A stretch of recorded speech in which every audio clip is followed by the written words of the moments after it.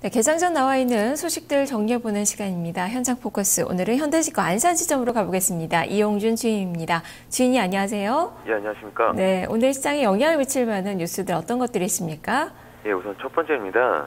대형 미디어 같은 경우가 이제 크리스마스 효과뿐만 아니라 최근 기업 내 사업 다각화를 통해서 회사 가치가 점점 높아지고 있는 상황입니다.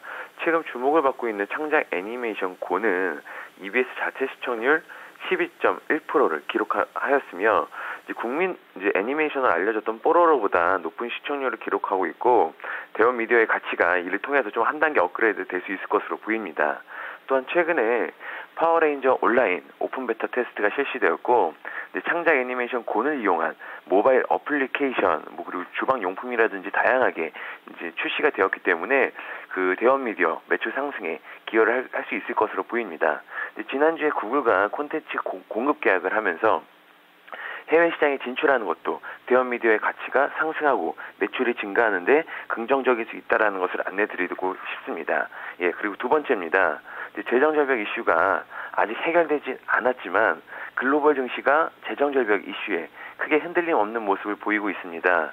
국내도 이와 마찬가지로 재정절벽 이슈에 큰 흔들림 없이 견고한 상승을 보이고 있는데 이를 통해서 산타 랠리를 조금은 기대를 해볼 수 있을 것으로 보입니다. 특히 외국인이 3주 연속으로 순매수하면서 강하게 증시를 이끌고 있습니다.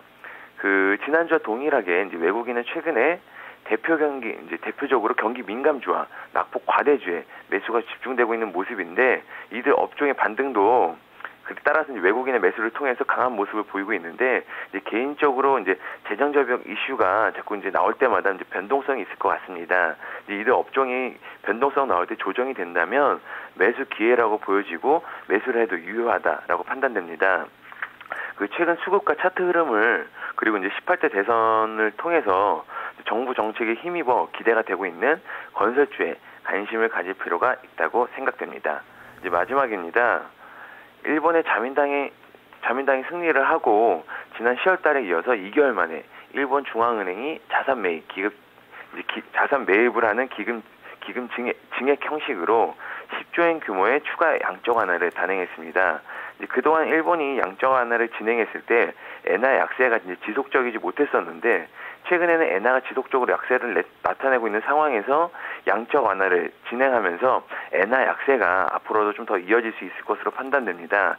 따라서 엔화 약세 수혜주에 관심을 가질 필요가 있을 것 같습니다. 근데 대표적으로 엔화 약세라고 하면 엔화 부채가 많은 기업 그리고 일본으로부터 수입을 많이 하는 기업으로 나눌 수가 있는데 대부분 수혜주는 아실 거라 판단됩니다.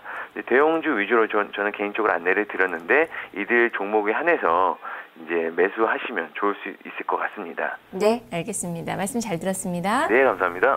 네, 오늘 세 가지 소식을 들어봤는데요. 시세가 반영이 되는 종목군이 별로 없습니다. 다만 어제 많이 올랐었던 건설주들 움직임 오늘 어떻게 나타나는지 여부 살펴보셔야 될 것 같은데요. 동시효과에서는 지금 보합권 정도의 시세가 대형주들 중심으로 나오고 있는 구간입니다. 현장 포커스 시간이었습니다.